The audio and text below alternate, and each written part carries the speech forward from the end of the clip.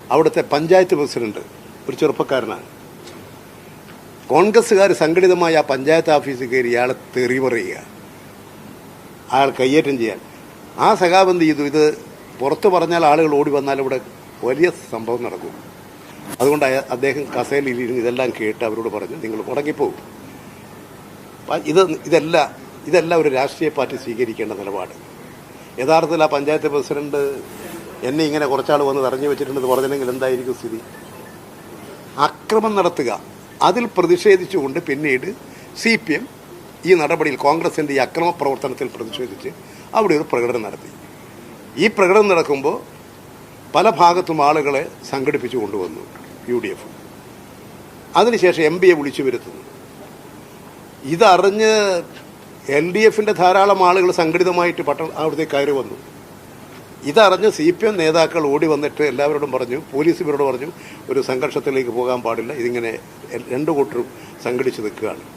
CPM നേതാക്കൾ ഈ CPM LDF കാരോട് പറഞ്ഞു, നമ്മൾ ഒരു തരത്തിലും ഇടേണ്ട, നിങ്ങളെല്ലാം പിരിഞ്ഞു പോകണം. എല്ലാവരെയും പറഞ്ഞു വിട്ടപ്പോൾ പിന്നെ ആരേ ഉള്ളൂ അവിടെ?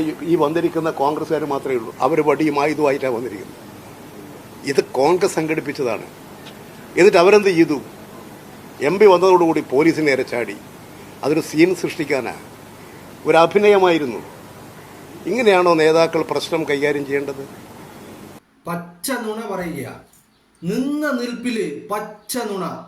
ഇത്ര ദിവസത്തിനിടയിൽ നിങ്ങൾ എപ്പോഴെങ്കിലും എവിടെയെങ്കിലും കേട്ടിട്ടുണ്ടോ ഈ EP ജയരാജന്റെ വായിൽ നിന്നല്ലാതെ ഇത്തരത്തിലുള്ള നുണ പറയുന്നത്, നുണ പുറത്തു വരുന്നത്? നിന്ന നിൽപ്പിന് കാര്യങ്ങൾ മാറ്റിമറിക്കുകയാണ്, പച്ച നുണ പറയുകയാണ്. പഞ്ചായത്ത് പ്രസിഡന്റിനെ ആക്രമിച്ചു എന്ന്. പഞ്ചായത്ത് പ്രസിഡന്റിനെ, ഞാൻ ഒരു കാര്യം പറയട്ടെ, ഇപ്പോൾ പഞ്ചായത്ത് പ്രസിഡന്റിനെ ആക്രമിച്ചിട്ടുണ്ടെങ്കിൽ പഞ്ചായത്ത് പ്രസിഡന്റിന് ഈ പറയുന്ന എന്താ പറയണ്ട, പരിക്ക് പറ്റിയിട്ടുണ്ടാവുമല്ലോ, പഞ്ചായത്ത് പ്രസിഡന്റ് ചികിത്സ തേടിയിട്ടുണ്ടാവുമല്ലോ. ഇനി പഞ്ചായത്ത് ഓഫീസിൽ വന്ന് ആക്രമിച്ചു എന്നാ പറയുന്നത്. പഞ്ചായത്ത് ഓഫീസിൽ CCTV ഉണ്ടാവുമല്ലോ. ഈ CCTVയുടെ ദൃശ്യങ്ങൾ എവിടെ? പഞ്ചായത്ത് ഓഫീസിൽ CCTV ഉണ്ട്, അതിന്റെ ദൃശ്യങ്ങൾ എവിടെ? അങ്ങനെയാണെങ്കിൽ പഞ്ചായത്ത് ഓഫീസിൽ കയറിയിട്ട് ഈ പറയുന്ന പ്രസിഡന്റിനെ, പഞ്ചായത്ത് പ്രസിഡന്റിനെ ആക്രമിക്കുന്നതിന്റെ ദൃശ്യങ്ങൾ എവിടെ? ഈ പഞ്ചായത്ത് പ്രസിഡന്റ് ഏത് ആശുപത്രിയിലാണ് ഈ ചികിത്സ തേടിയത്? പച്ച നുണ വിളിച്ച് പറയുകയാണ് EP ജയരാജൻ. പച്ച നുണ വിളിച്ച് പറയുക. അതും പോരാതിന് നിങ്ങളൊന്ന് ആലോചിക്കണം. ഇതിൽ പ്രതിഷേധിച്ചിട്ട് ഈ പറയുന്ന സഖാക്കൾ പ്രതിഷേധ മാർച്ച് നടത്തി എന്നാ പറയുന്നത്. എവിടെയെങ്കിലും നിങ്ങൾ കണ്ടോ സഖാക്കൾ ഇതിൽ പ്രതിഷേധ മാർച്ച് നടത്തുന്നത്? എവിടെയെങ്കിലും കണ്ടോ? നിങ്ങളൊരു കാര്യം ആലോചിക്കണം. ഈ പറയുന്ന പോളിടെക്നിക്കിലെ ആഘോഷം അവിടെ കോളേജ് യൂണിയനിൽ വിജയിച്ചതിന്റെ ആഘോഷം നടക്കുന്നത് വ്യാഴാഴ്ച വൈകുന്നേരമാണ്. ആ വ്യാഴാഴ്ച വൈകുന്നേരം ഈ പറയുന്ന ആഘോഷം നടക്കുന്നു. ആ ആഘോഷത്തിലേക്ക് പോലീസ് ഗ്രനേഡ് എറിയുന്നു. ആ ഗ്രനേഡ് എറിഞ്ഞ് ഈ വിദ്യാർത്ഥികളെ പോലീസ് ആക്രമിച്ചതുമായി ബന്ധപ്പെട്ടിട്ടാണ് വെള്ളിയാഴ്ച പേരാമ്പ്രയിൽ ഹർത്താൽ നടത്തുന്നത്. ഈ ഹർത്താൽ നടത്തിയതിന് അവസാനിക്കുമ്പോൾ, ആ ഹർത്താൽ അവസാനിച്ച് 6 മണിക്ക് വൈകുന്നേരം പേരാമ്പ്രയിൽ വീണ്ടും പ്രതിഷേധ മാർച്ച് ഈ പോലീസിന്റെ ആക്രമണത്തിനെതിരെ നടത്തുകയാണ്. ആ പ്രതിഷേധ മാർച്ചിനെ നേരിടാനാണ് ഈ പറയുന്ന DYFIയുടെ ഗുണ്ടകൾ വന്നത്. ഈ ഗുണ്ടകൾ എവിടെയും ഒരു പ്രതിഷേധ മാർച്ചും നടത്തിയിട്ടില്ല, ഒരു പഞ്ചായത്ത് പ്രസിഡന്റിനെയും ആക്രമിച്ചിട്ടില്ല. ഈ EP ജയരാജൻ പച്ച നുണ വിളിച്ചു പറയുകയാണ് കേരളത്തിന്റെ പൊതുസമൂഹത്തോട്.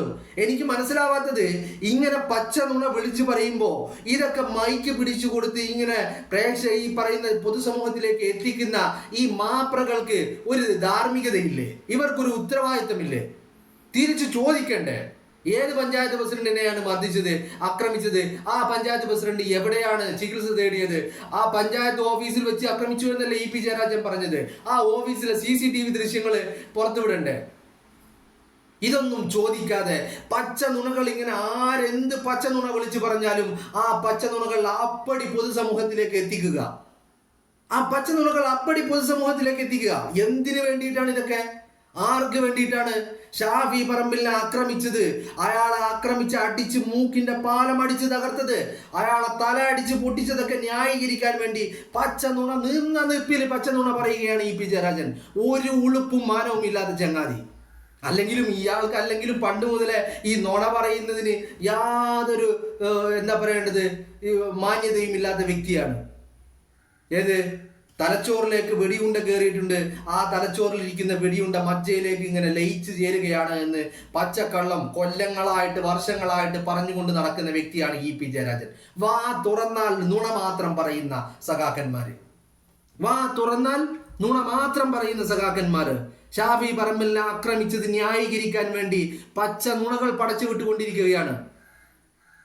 പോലീസ് പറയുന്ന പോലീസിന്റെ FIR-ലോ പോലീസ് പറയുന്ന അന്വേഷണത്തിലോ പോലീസിന്റെ വാദഗതികളിലോ ഒന്നും എവിടെയും ഒരു പഞ്ചായത്ത് പ്രസിഡന്റിനെയും ആരും ആക്രമിച്ചിട്ടില്ല.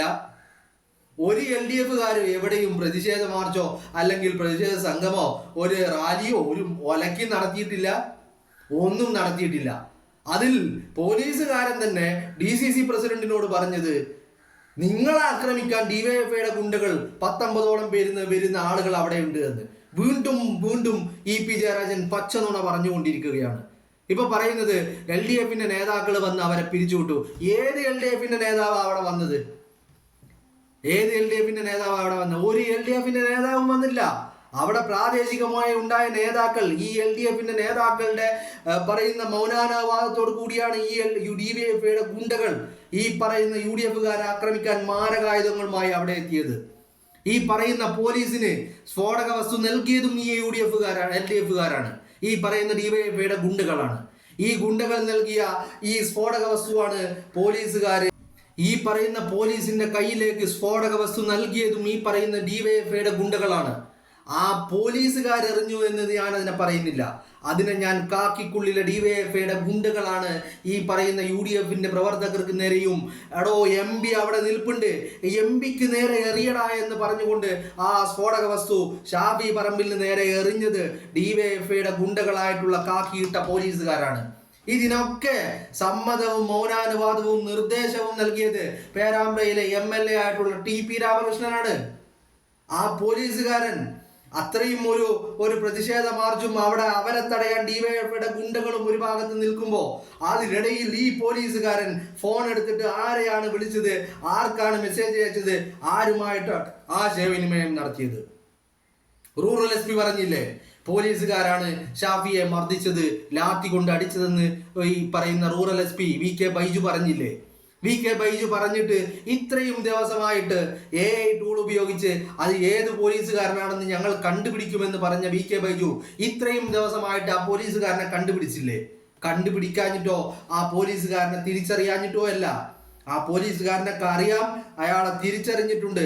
പക്ഷേ ആ പോലീസുകാരനെതിരെ ഒരു നടപടിയും ഉണ്ടാവരുത് എന്ന് മുകളിൽ നിന്നുള്ള നിർദ്ദേശമുണ്ട്.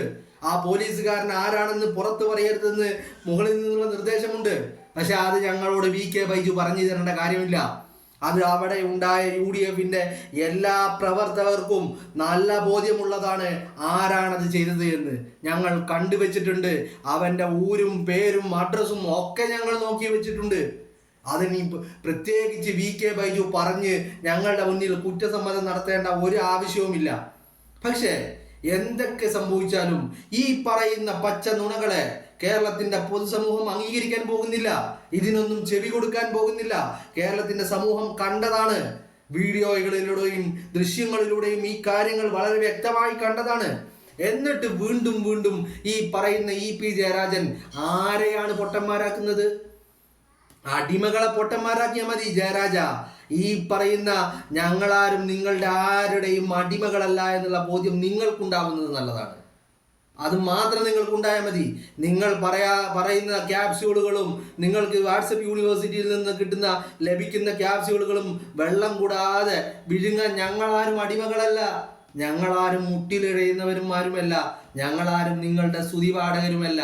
ഞങ്ങൾക്കെല്ലാം കണ്ട കാര്യങ്ങൾ മനസ്സിലാക്കുവാനുള്ള നല്ല കോമൺ സെൻസ് ഉള്ളവരാണ്. ആ ബോധ്യമുള്ളവർ തന്നെയാണ്.